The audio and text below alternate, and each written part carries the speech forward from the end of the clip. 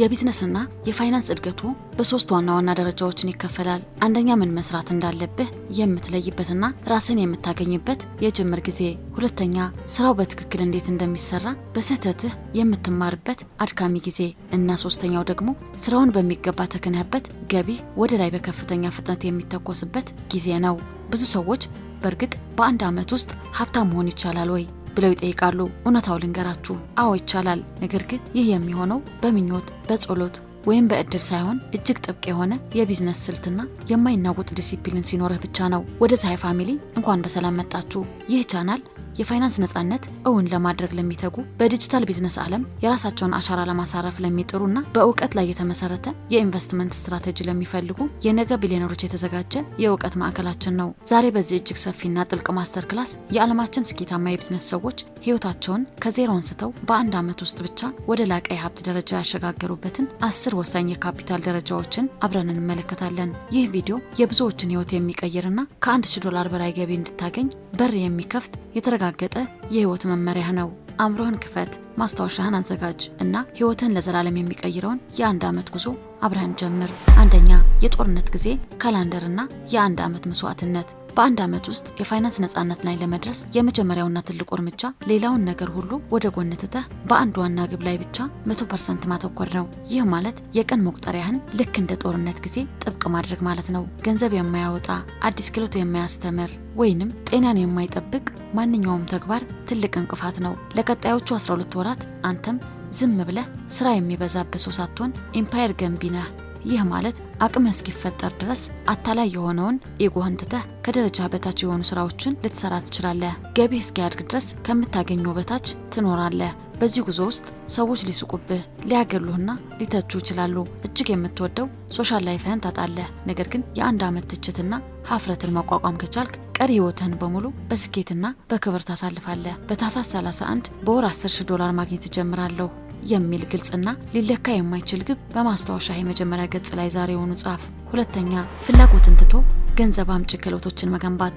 ስኬታማ ለመሆን መጀመሪያ በእጅ ያሉ መሳሪያዎችን ማለትም ላፕቶፕ፣ ስልክ፣ ካሜራና አሁን ያሉህን ክህሎቶች በሙሉ ዘርዝረህ ጻፍ። ታላላቅ የፋይናንስ ሊቃውንት የሚመክሩት አንድ ትልቅ ነገር ፍላጎትን አትከተል፣ ገበያው የሚፈልገው ተከተል የሚለውን ነው። ከዘረዘርካቸው ነገሮች ውስጥ በቀጥታ ገንዘብ ሊያመነጭ የሚችል አንድ ክህሎት ምረጥ። ይህ ክህሎት ሽያጭ፣ ኮፒራይቲንግ፣ የቪዲዮ ኤዲቲንግ፣ ግራፊክስ ዲዛይን፣ አውቶሜሽን ወይም የዲጂታል ማርኬቲንግ ሊሆን ይችላል። ዋናው መስፈርት ይህ ክህሎት ሰዎች አሁኑኑ ገንዘብ ሊከፍሉበት የሚችሉ መሆኑ ላይ ነው። ሁሉንም ነገር ለማወቅ አትሞክር፣ አእምሮህን አታጨናንቀው። ይህንን የመረጥከውን አንድ ክህሎት ስሜትህ ባይፈልግም ደክሞ እንኳን ቢሆን በቀን ቢያንስ ለ1 ሰዓት ያክል በተግባር ተለማመደው። ይህ አንድ ክህሎት ነው ወደፊት በሚሊዮን የሚቆጠር ሀብት የሚገነባልህ። ሶስተኛ፣ በዝምታ መንቀሳቀስና አእምሮን ማሳደግ። አብዛኛው ሰው ቢዝነስ ሲጀምር ወዲያውኑ ለቤተሰቡና ለጓደኞቹ ይናገራል። ከነሱ ምክርና ማበረታቻ ይጠብቃል። ነገር ግን የፋይናንስ ስኬት ከሌለው ሰው ጋር እቅድህን ማካፈል ትልቁ ስህተትህ ነው። ምክንያቱም እነሱ አንተ መድረስህ ወደምትፈልግበት ቦታ ገና አልደረሱም። አእምሯቸው የለመደው መደበኛውን ኑሮ ስለሆነ ያንተ ትልቅ ራዕይ ያስፈራቸዋል። ስለዚህ በዝምታ ተንቀሳቀስ። ጊዜህንና ገንዘብህን መጽሐፍህን በማንበብ ስኬታማ ሰዎችን በማጥናትና አዳዲስ ኮርሶችን በመውሰድ ላይ አውለው። አንተ ልክ እንደ ተክል ዘር ነህ።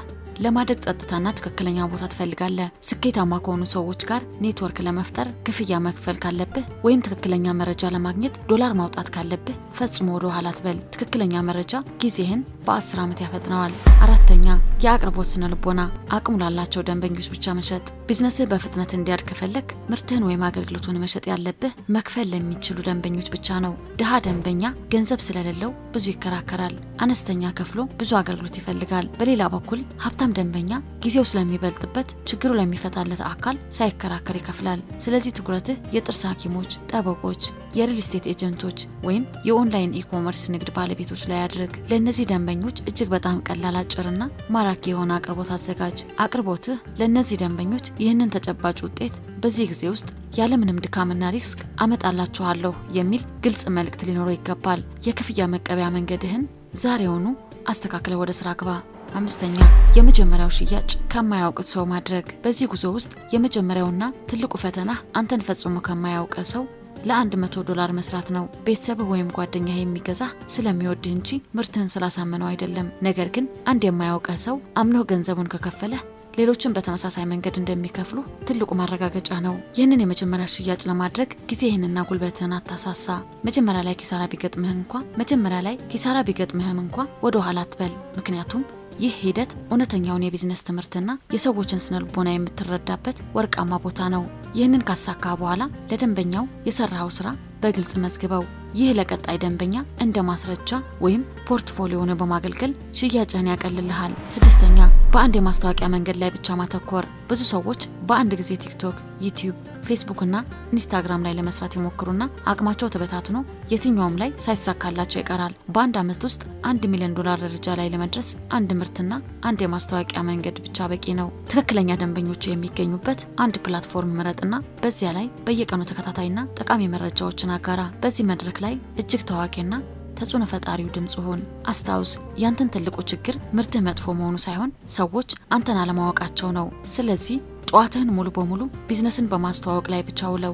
7ኛ የ80 በ20 ህግ። አሰልቺ ስራዎችን ለሌሎች ማካፈል። ደንበኞቹ እየበዙ ሲመጡ እያንዳንዱ ነገር ራስ መስራት አትችልም፣ ሁሉንም እኔ ካላሳካው አያምርም የሚለው አስተሳሰብህ አንተን የቢዝነስ ባሪያ ያደርግሃል።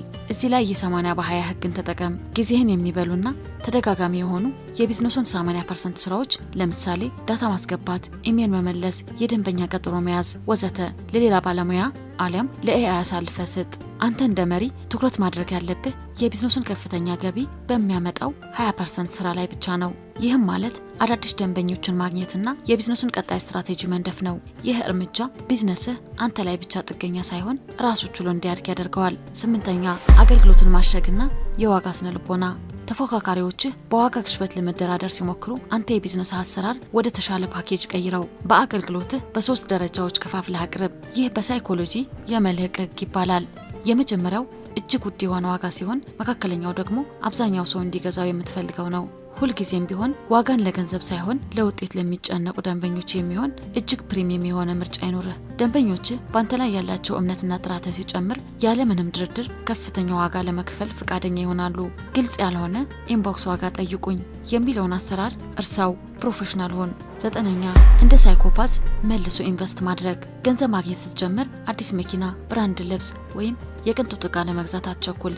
በአንድ ዓመት ሀብታም ለመሆን ሆን ብለህ እንደ ድሃ መኖር አለብህ። ወደ ቢዝነሱ የሚገባው ገንዘብ በሙሉ ገና ያንተ አይደለም። ያ ገንዘብ የቢዝነሱ ኦክሲጅን ነው። የተገኘው ትርፍ በሙሉ መልሰህ ቢዝነሱ ውስጥ ኢንቨስት አድርገው። 4 ቦታዎች ላይ ገንዘብ አፍስስ። 1ኛ መሳሪያ፣ ስራ ለሚያፈጥኑ አዳዲስ ሶፍትዌሮች። 2ኛ እቃዎችን፣ ጥራት ለሚጨምሩ ካሜራዎችና ማይክሮፎኖች። 3ኛ ሰዎች፣ አቅምህን ለሚያሳድጉ ረዳቶችና ኮንትራክተሮች። 4ኛ ትምህርት፣ ችግርህን ለሚፈቱ ፕሮፌሽናል ኮርሶችና የቢዝነስ አማካሪዎች። 10ኛ አዲስ ከመፍጠር ውጤታማ የሆነውን በስፋት መድገም። ቢዝነስ ማለት ቁጥራዊ ሂሳብ እንጂ ስሜታዊ ስነ ጥበብ አይደለም። ስኬት ማለት አንድን አዲስ ነገር በየቀኑ መፍጠር ሳይሆን የሚሰራውን ትክክለኛ ሲስተም ደጋግሞና በከፍተኛ ብዛት መስራት ነው። በዚህ የመጨረሻ ደረጃ ላይ ስትደርስ የትኛውም ማስታወቂያ፣ የትኛውም የሽያጭ ስሌትና የትኛውም ምርት 80% ውጤት እያመጣ እንዳለ በግልጽ ታውቃለህ። ስለዚህ አዳዲስ ሀሳቦችን ከመሞከር ይልቅ በሚሰራው ስልት ላይ ነዳጅ አርከፍክፍበት። የማይሰራውን አቋርጠህ የሚሰራውን ሲስተም በስፋት ማሳደግ የፋይናንስ ኢምፓየርህን እውን ያደርገዋል። የፀሐይ ፋሚሊ፣ እነዚህ 10 የካፒታል ደረጃዎች የዓለማችን ሚሊዮነሮች የተጓዙበት እውነተኛ የቢዝነስ መንገድ ነው። ነገር ግን እውነታውን እንነጋገር። ውጤቱን ለማየት ትዕግስት ያስፈልጋል። በአንደኛው ዓመት መጨረሻ ላይ እውነተኛ ገንዘብ መስራት ትጀምራለህ። በ3ኛው ዓመት ላይ ትልቅ ነገር ላይ እንደደረስክ ይሰማሃል። በ7ኛው ዓመት ሰዎች በድንገት ስኬታማ ሆነ ይሉሃል። በ10ኛው ዓመት ደግሞ ፈጽሞ የማይናወጥና ግዙፍ የፋይናንስ ኢምፓየር ባለቤት ትሆናለህ። ጊዜው ማለፉ አይቀርም። ምርጫው ያንተ ነው። ነገር ግን አንተም መደበኛ ስራ እየሰራ ሌላ የገቢ ምንጭ መፍጠር ከፈለክ ከላይ ያየናቸው 10 አድካሚ ደረጃዎችን ራስህ ለማለፍ ጊዜህንና ጉልበትህን ማቃጠል ካልፈለክ የመጨረሻው መፍትሄ በእኛ ዘንድ አለ። ሙሉ በሙሉ በፀሐይ ፕሮፌሽናል የልዩ ባለሙያዎች ቡድን የሚገነባና የሚተዳደር የራስህ የሆነ አውቶሜትድ የኢትሴ ስቶር ባለቤት መሆን ከፈለክ የገበያ ጥናቱን፣ ዲዛይኑን፣ ሊስቲኒንጉንና ማርኬቲንጉን በሙሉ እኛ እንሰራዋለን። አንተ ማድረግ ያለብህ አሁኑኑ ቪዲዮ ስር ባለው ዲስክሪፕሽን ላይ ያለው ስልክ ቁጥር ላይ በመደወል የፀሐይ ቡድን ማግኘት ብቻ ነው። የራስህ ዲጂታል ሪል ስቴት ዛሬውኑ ገንባ።